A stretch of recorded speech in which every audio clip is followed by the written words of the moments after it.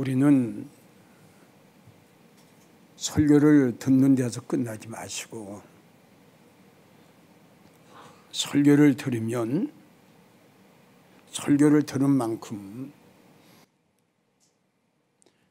우리가 변화되고 또 주님의 형상을 닮아가야 된다는 것.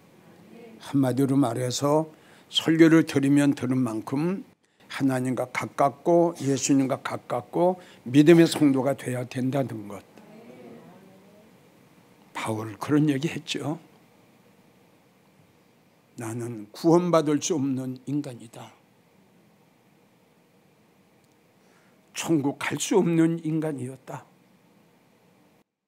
멸망당할 수밖에 없는 인간, 저주받을 수밖에 없는 인간이었다. 저주 위에 저주를 받을 수밖에 없는 나였지만 내가 오늘날 이 엄청난 축복을 받게 된 것은 내가 아니라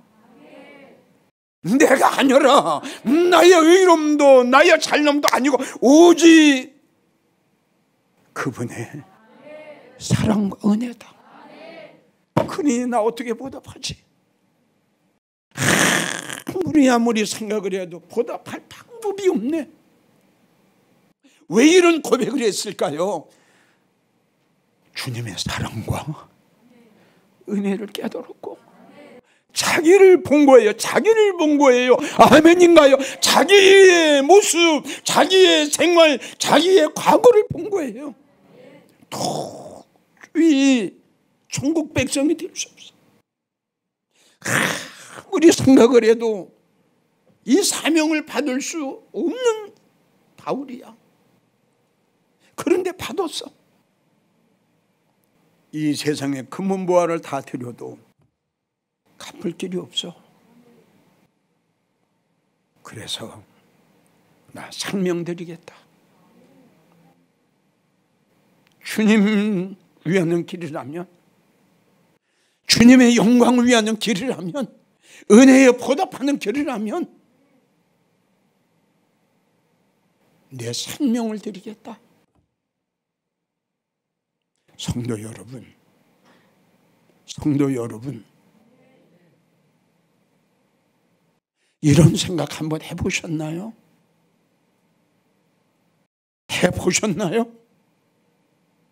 주님은 묻습니다. 여러분들에게 이 시간, 너는 과연 나를 사랑한다고 하는데 십자가 위에서 너를 위해서 내가 너를 위해서 한 방울이 흘린 그 피를 너는 나의 사랑과 은혜를 생각해 본 적 있냐?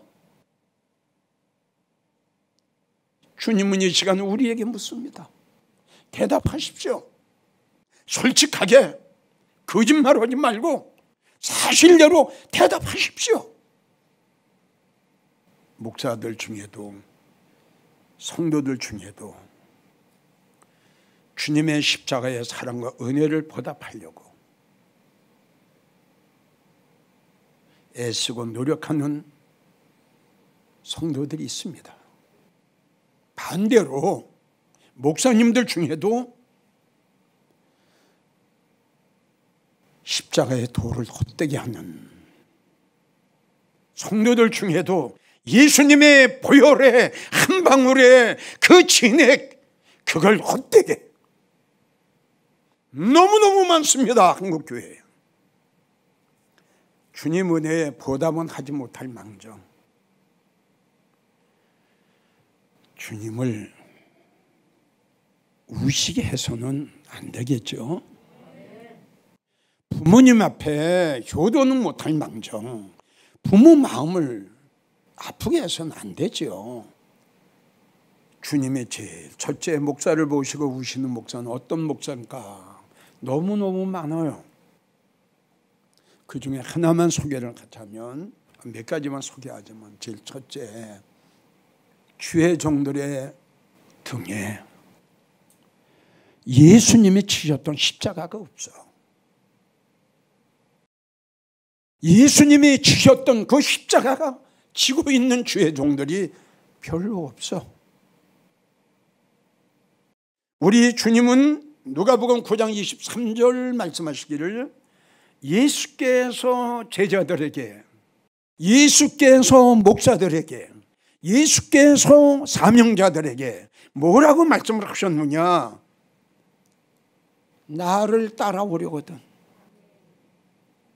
내가 갔던 저 갈보리, 내가 걸어갔던 그 길을 따라오려거든.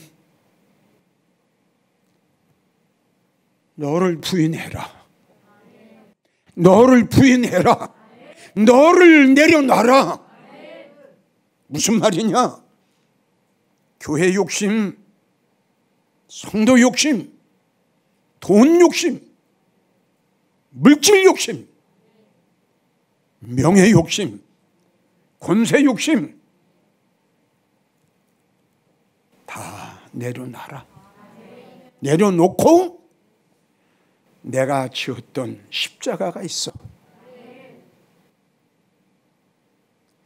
진정으로 네가 참목자 되기를 원하느냐? 내 마음에 합한 목자가 되기를 원하느냐? 나한테 인정받는 참목자가 되기를 원하느냐? 내가 걸어갔던 저 길을 너도 따라오기를 원하느냐? 너를 부인하고 너에게 주어진 십자가, 그걸 지고 와라. 예수님은 예수님이 지었던 그 십자가를 지라고 우리에게 말씀하셨는데, 주님이 주의 종들을 보니까 세상의 욕심을 짊어졌어. 돈 욕심, 교회 욕심, 성도 욕심, 십자가를 져야 할 주의 종들의 어깨에 세상에 썩어질 것들만 쫙 치고 있으니 주님이 울지 않으시겠어요? 이 설교를 듣고 계시는 성도 여러분, 정말 이제 주님 앞에 인정받는 주님 마음에 합한 주의 종들 만나야 됩니다. 여러분들이 나가는 교회 목사님 등에 십자가가 있나? 십자가가 있나? 예수님이 지었던 그 십자가 치고 있나? 확인하십시오. 예수님이 또 왜 우시나?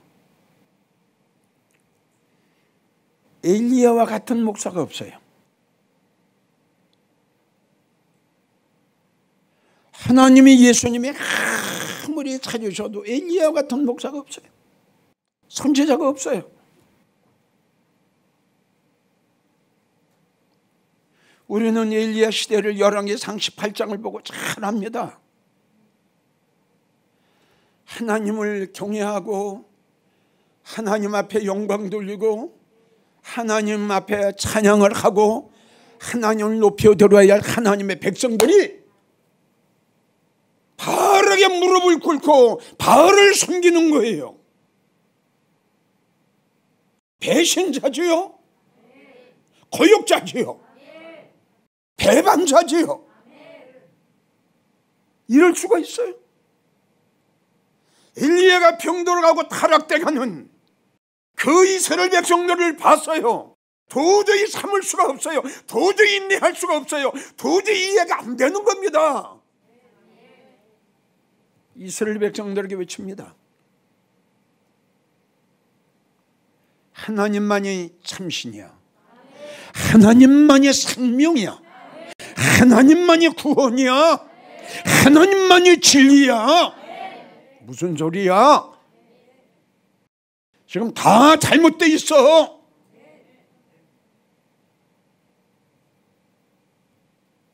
백성들이 그래도 깨닫지 못한. 말로 해서는 안 되겠구나. 이 백성들이 무지해서 저들을 깨우칠 수 있는 것은, 저들을 돌이킬 수 있는 것은 하나님의 살아 역사하시는 표적을 보여줘야 되겠구나. 이스라엘 백성들에게 외칩니다. 내가 갈멜산으로 올라간다. 하나님이 참신임을 믿는 백성은 나와 같이 올라가자. 이런 말을 엘리야가 이스라엘 백성들에게 하고 갈멜산에 올라갔는데 아무도 없어. 엘리야가 갈멜산에서 울지요. 하나님, 이럴 수가 있어요? 그렇게 많고 많은 선지자들, 그렇게 많고 많은 내노라 하는 주의 종들 다 어디로 가고요? 나만 홀로 지금 남았어요. 그때 갈멜산에 올라간 거는 바알 선지자, 아세라 선지자 섬기는 자들 850명, 그 외에 수많은 사람들이 바알을 섬기는 편에 섰어요. 어마어마하죠. 뭐 그들 섬기는 자들만 850명이니 그 외에 얼마나 응원 부대가 많이 올라갔겠어요. 대단한 엘리야예요. 바알을 섬기는 자, 니들 먼저 해라. 칼 가지고 살을 비면서 바알이요. 이른 아침부터 밤중까지 해도 아무 소식이 없는 거야. 엘리야가 무릎을 꿇고요. 예수님, 이 무지한 백성들을 구원해 주시옵소서. 이 무지한 백성들을 깨닫게 해 주시옵소서. 설교 가지고 안 되고 야단쳐도 안 되고 책망을 해도 안 되니 주님 살아계심을 표적을 좀 보여주십시오. 이 설교를 하면서 엘리야가 갈멜산에서 얼마나 울었을까? 어떻게 기도했을까? 어떻게 하나님 앞에 몸부림치며 간구하고 얼마나 몸부림치며 하나님의 살아 역사하심을 이 시간 나에게 나타내 주시고 하나님의 살아 역사하시는 주님의 능력을 저 무지한 백성들로 하여금 깨닫게 해 주시옵소서. 얼마나 엘리야가 몸부림치며 울면서 기도했을까? 우리 주님께서 엘리야의 그 애절한 기도를 받으시고 하나님께서 큰 표적을 나타내셨어요. 어마어마한 하늘에서 불이 내려와가지고 도랑의 물까지 그냥 확 훑어버리셨어요. 봐라, 할렐루야! 봐라, 이 백성들아, 이 바알을 섬기는 거짓자들아, 봐라! 하나님의 역사를 봐라! 하나님의 능력을 봐라! 주님은 엘리야와 같은 주의 종이 없으셔서 우세요. 다 세상에 무릎 꿇잖아요. 다 세상 돈에 다 노예가 되고 다 이렇잖아요. 지금 엘리야처럼 외쳐주는 목사가 어디 있어요? 세례 요한처럼 강하게 외쳐주는 주의 종들이 한국 교회에 몇 명이나 돼요? 이러한 주의 종들이 없어서 주님은 우신답니다. 주님은 또 왜 우실까요? 예레미야 선지자 같은 그런 목사가 없어요. 저 영혼을 위해서 멸망당할 수밖에 없는 저 영혼들, 깨닫지 못하는 저 영혼들, 교회를 다니면서 하나님의 영광을 가리우는 저 영혼들, 곁길로 끌려가는 저 영혼들, 멸망의 어둠의 세력으로 끌려가는 저 영혼들, 하나님의 심판이 가까웠는데, 예수님의 심판이 가까웠는데 깨닫지 못하고 있는 저 무지한 자들. 예레미야 5장도 예레미야 6장도 보면요, 이 땅에 괴괴하고 놀라운 일이 일어날 것이다. 선지자들은 거짓을 예언하고 제사장들은 권력으로 다스리며 내 백성은 이걸 좋게 여기니 그들의 말로가 어찌 되겠느냐. 이렇게 한탄을 하시고요, 이어서 하시는 말씀이 그들이 가증한 일을 행할 때 그들이 나의 영광을 가리우고 믿음 생활하면서 내 말을 거역하고 내 말에 불순종하고 하지 말라는 걸 해가면서 저희가 가증한 일을 할 때에 그들이 어디 얼굴 한번 찡그렸냐? 얼굴 한번 부끄러워했느냐? 아니 얼마나 심령이 망가졌으면요, 얼마나 이 심령이 돌같이 굳어졌으면요, 부끄러운 일을 하면서도 못된 일을 하면서도 부끄러워할 줄 몰랐어. 언제 너희가 나를 부끄러워하였느냐? 6장 17절을 보면 또 너희 위에 파수꾼을 세웠어. 내 말을 들으라 했어요. 목사를 세웠어? 주의 종을 세웠어? 모든 성도들아 내 말에 귀를 기울이라.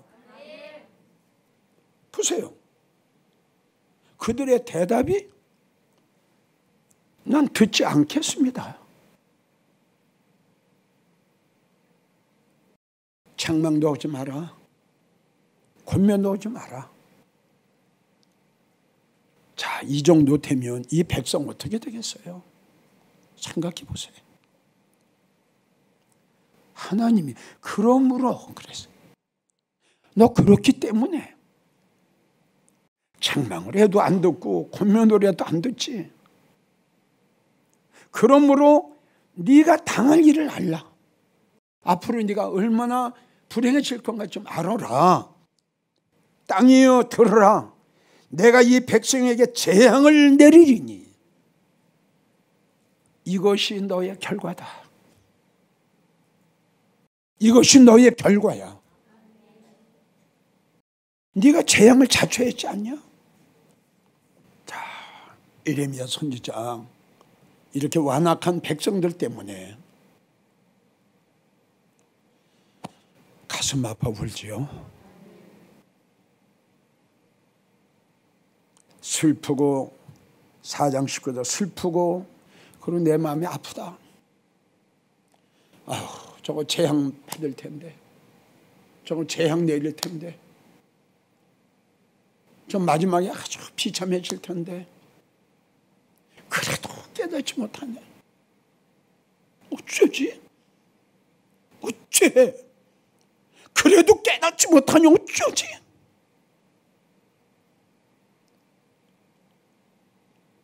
주의 종이 볼 때 가슴 아픈 거예요. 슬프고 아프다. 내 마음이 답답해서 잠잠할 수가 없구나. 터질 것 같은 거죠. 가슴이 터질 것 같은 거예요. 20장 9절을 보면 나의 중심이 불붙는 것 같아서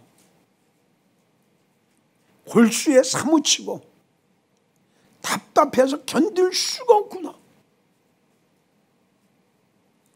예레미야 2장 2장 11절 내 눈이 눈물에 상하고 얼마나 울었으면 변하지 않는 이스라엘 백성들을, 하나님 말씀을 거역하고 돌이킬 줄 모르는 완악한 이스라엘 백성들, 교만한 백성들, 거만한 백성들, 잘 믿지도 못 잘 믿는 걸로 착각하는 백성들, 변하지 않으면 변한 척하는 백성들,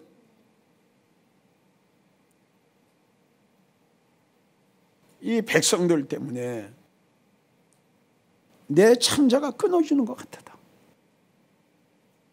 그리고 내 간이 땅에 쏟아지는 것 같다. 왜 예레미야가 이렇게 됐느냐? 다시 강조하지만 병들고 타락돼가는 이스라엘 백성들을 향해서 하나님이 외쳤잖아요. 우리 안 듣겠습니다. 이렇게 된 거예요. 내가 너에게 재앙을 내리리니 그것이 너의 결과다. 그러니까 예레미야가 이걸 안 거예요. 지금 하나님의 무서운 심판이 이스라엘 백성들에게 재앙이 내릴 것을, 저들의 결과가 얼마나 불행해질 것을 예레미야는 알았어요. 알기 때문에 내 간이 땅에 쏟아지는 것 같으다. 하나님께서 왜 울고 계시냐? 이런 주의 종이 없어요. 이런 목사가 없어요. 그 영혼을 사랑하는 그 성도들의 영혼과 그 성도들의 구원을 자기 영혼처럼, 자기 구원처럼 이렇게 가슴 아프게 생각해 주는 이러한 주의 종들이 없어. 주님은 울고 계시는 거예요. 저 양떼들 어떨 거냐? 저 성도들 어떨 거냐? 저들의 영혼을 누가 책임질 거냐? 한 번만 더 소개하자면, 주님이 왜 오실까? 사명자는 많은데 예수의 사상을 가진 목자들이 별로 없어. 목사들은 많은데 그들의 머리, 그들의 심령, 그들의 생활이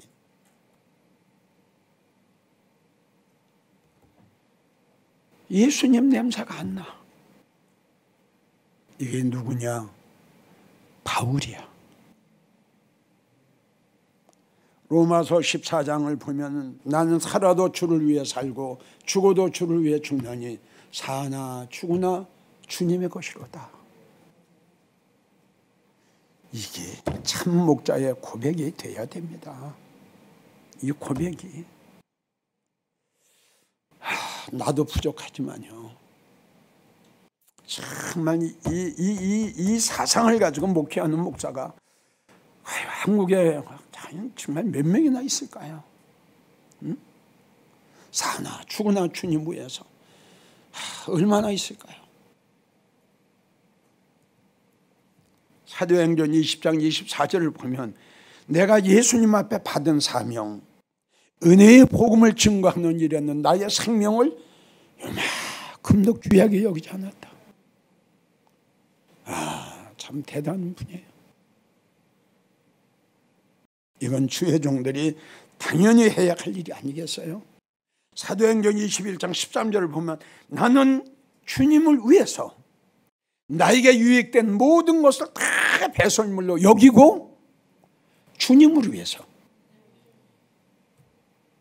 그분 앞에 인정받는 데가 되기를 원한다. 나는 이렇게 한번 생각을 해봤습니다. 주님의 눈에는 눈물이 마르실 날이 없네. 계속 울고 계시는 거예요. 그 이유는 십자가 지지 않고 세상 욕심지고 가는 싹군 목자 때문에. 주님은 통곡하고 계시네. 양떼들 영혼 위해서 우는 목사가 없어. 주님은 울고 계시네. 나 때문에, 나 때문에, 나 때문에.